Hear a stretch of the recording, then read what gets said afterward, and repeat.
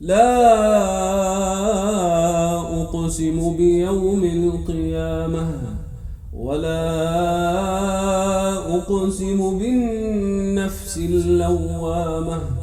أيحسب الإنسان أن لن نجمع عظامه بلى قادرين على أن نسوي بنانه بل يريد الإنسان ليفجر أمامه يسأل أيان يوم القيامة فإذا برق البصر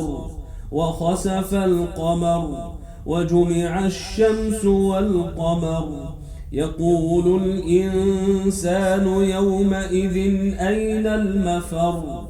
كلا لا وزر إلى ربك يومئذ المستقر ينبأ الإنسان يومئذ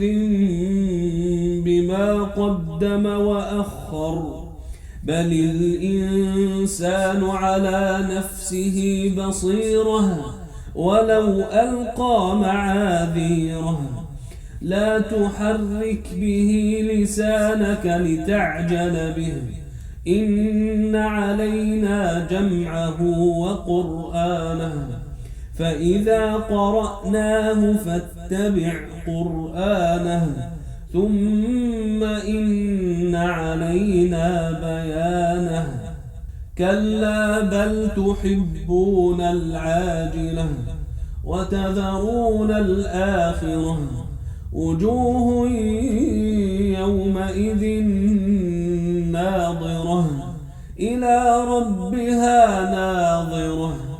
ووجوه يومئذ باسرة تظن أن يفعل بها فاقرة كلا إذا بلغت التراقي وقيل من راق وظن أنه الفراق والتفت الساق بالساق إلى ربك يومئذ المساق فلا صدق ولا صلى ولكن كذب وتولى ثم ذهب إلى أهله يتمطى أولى لك فأولى ثم أولى لك فأولى أيحسب الإنسان أن يترك سدى ألم يك نطفة من